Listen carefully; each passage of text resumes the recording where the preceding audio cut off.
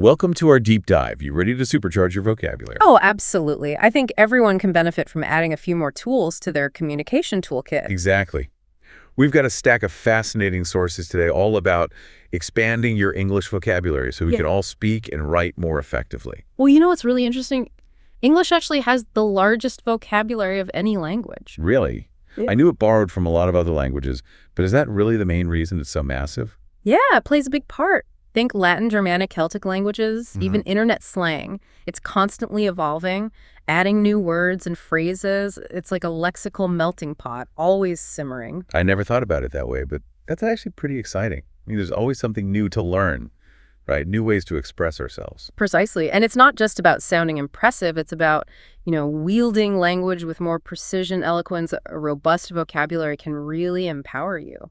Yeah, it's like having more colors in your palette. You can paint a more vivid picture. Exactly. And that brings us to a really fascinating distinction that one of the sources highlighted this idea of active versus passive vocabulary. Oh, I know exactly what you mean. Sometimes I'll come across a word in a book and think, oh, that's a great word, but then I'd never actually use it myself. And that's surprisingly common. Studies show that even native English speakers only use about half the words they know.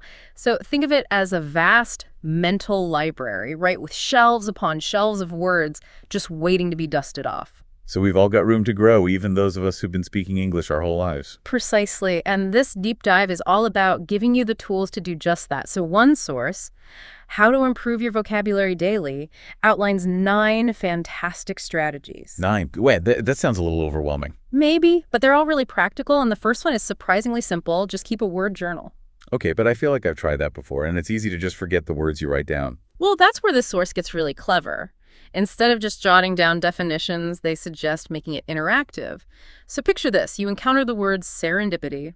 Instead of just writing the definition, you sketch a little scene of happy accident, maybe someone finding a lost treasure while gardening. Okay, that's much more memorable, engaging more of your senses, turning it into a little story. I like it. I like it. Exactly. It's about making it your own.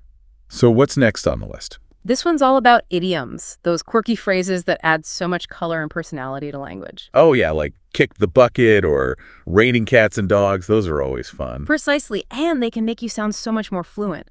So this source recommends exploring resources like podcasts or even social media accounts that focus on what they call real-life English daily expressions. Oh, yeah, like those accounts that explain idioms with funny illustrations. Those are great. Exactly. It's like learning a secret code.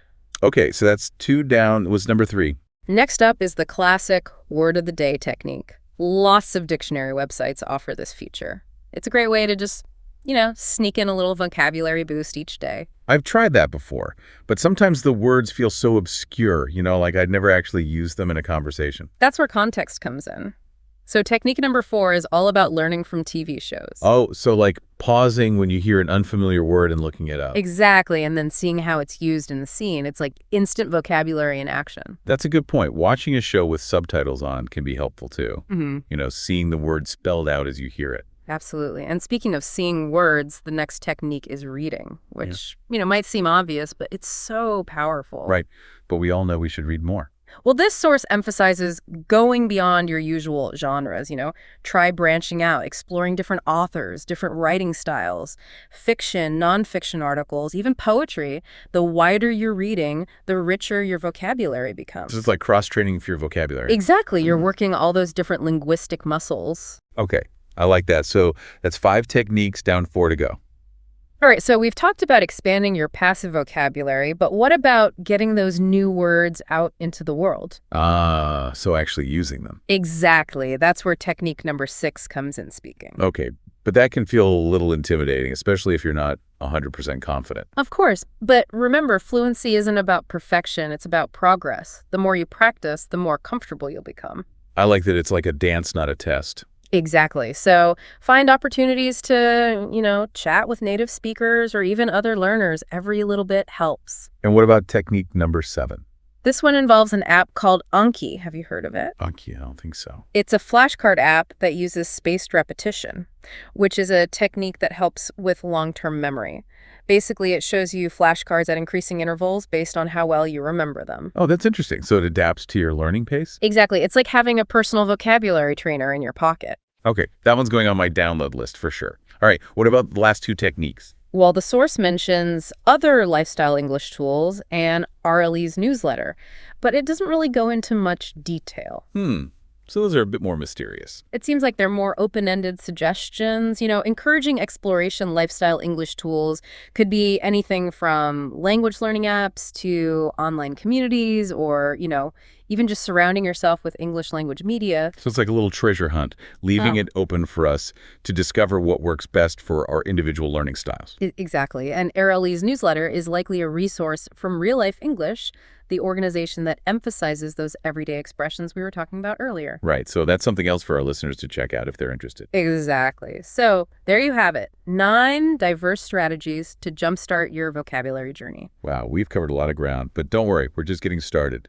Our other sources have even more techniques to share, so stay tuned. Welcome back. I'm ready for more vocabulary boosting tips. What did our other sources have to say? Well, Busu and Spell Quiz, they both highlighted this idea of learning in context. In context, so not just memorizing definitions, but seeing how words are used in real life. Exactly. It's like the difference between reading a recipe and actually tasting the dish. Ooh, I like that analogy. Can you give me an example? Sure. Take the word sharp, for instance. Sharp, okay. It can describe a knife, a wit, a taste, even a musical note. Wow. Yeah, you're right. Each context gives it a slightly different shade of meaning. Exactly. And Busu actually has a great tool for this, their vocabulary trainer. Oh, tell me about it. It uses spaced repetition, which we talked about earlier, but it presents the words within sentences, so you're learning them in their natural habitat. So it's like Anki, but with a little more context built in. I like it. Exactly. And both of these sources, they also emphasize the power of synonyms. Synonyms, right? So when you learn a new word, you try to think of other words with similar meaning. And exactly. It helps you build a web of understanding. Instead of just learning happy, you explore joyful, elated content. It's like building a little word family. Precisely. And you start to understand the subtle shades of difference between them. I'm really starting to see how all these techniques work together. Yeah. You're not just memorizing isolated words. You're like weaving them into this rich tapestry of understanding. Beautifully put. And here's another technique I find really helpful.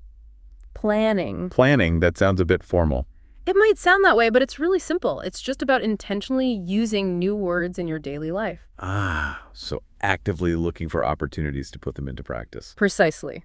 Let's say you're learning the word mellifluous. Mellifluous, okay. Think, okay, tomorrow I'm meeting with my team. I'm going to describe our progress using that word. Oh, so you make it a little challenge for yourself. I like that. Exactly. And games are a great way to make learning stick. And speaking of sharing knowledge, Spell Quiz suggests a technique that might surprise you teaching others.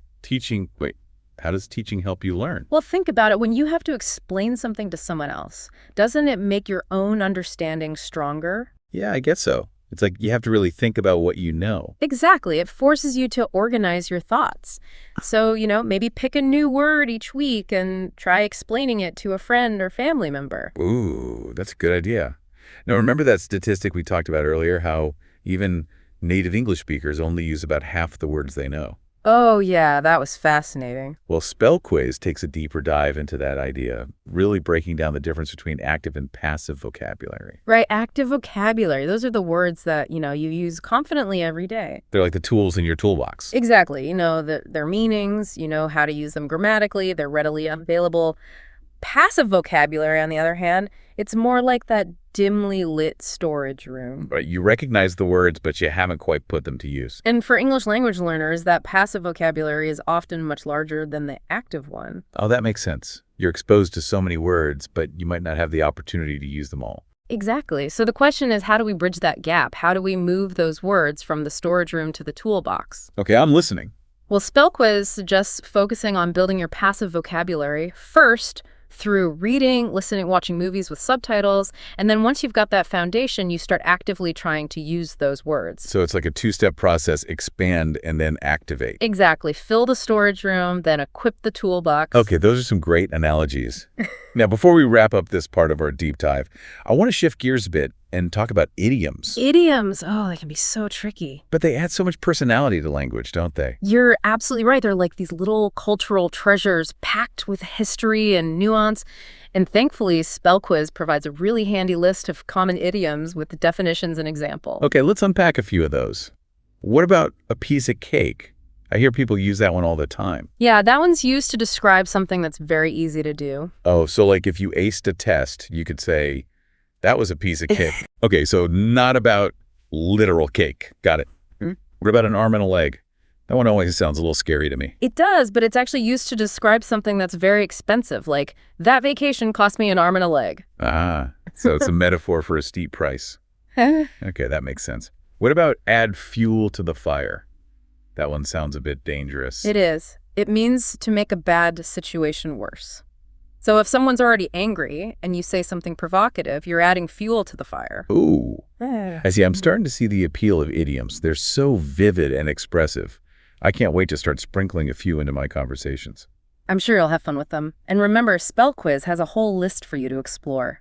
We've covered a lot of ground in this deep dive, all sorts of techniques and strategies. It's been a whirlwind tour of the world of words. But don't worry, we'll wrap it all up in the final part of this deep dive, distilling the key takeaways and leaving you with some food for thought. Welcome back to our vocabulary odyssey. We've trekked through those word journals, explored the nuances of synonyms, and even danced with idioms. It's been quite the adventure, hasn't it? It has. So now let's distill the essence of this deep dive and leave our listeners with some lingering thoughts. A wonderful idea. I think we've unearthed so many gems, it's important to polish them and make them shine in our everyday communication. So what would you say is the most valuable takeaway from all of this? For me, it's the power of bridging that gap between passive and active vocabulary. Moving beyond simply recognizing words to actually using them, making them an integral part of how we express ourselves. We've uncovered a whole arsenal of techniques to do just that. Exactly. From creating vivid word journals to, consciously weaving new words into our conversations and even teaching others. Right. And it's not about mastering every single technique. It's about finding the ones that really resonate with you. Yeah. The ones that make the learning process feel like a delightful adventure. Yeah, absolutely. And I think something else we've emphasized is the importance of consistency, right? Small, sustainable steps over time rather than trying to cram a whole dictionary into our brains in one go. Right. So cultivating a lifelong love affair with language. A constant curiosity about the words we use and the worlds they unlock. Beautifully said. Now, before we wrap up this deep dive, I want to leave our listeners with a thought-provoking question. We've been talking about the importance of expanding both active and passive vocabulary, but could there be a downside to focusing too much on obscure words? That's an interesting question. It reminds me of that saying, don't use a $5 word what a 50-cent word will do. Exactly. While a rich vocabulary is definitely an asset, it's important to remember that the goal of communication is connection. Sometimes using overly complex or obscure words can create distance rather than intimacy. Confusion rather than clarity. Right. It's like choosing the right tool for the job. Sometimes a simple hammer is more effective than a complicated contraction. Precisely. It's about choosing words that resonate with your audience, words that convey your message with precision and grace without sacrificing clarity or connection. So as we conclude this vocabulary journey, I encourage all of our listeners to choose one new word that really resonated with you, a word that sparked your curiosity or ignited your imagination. Carry it with you today. Find a way to weave it into a conversation, a text message, even a social media post. Embrace the power of language and watch your communication skills blossom.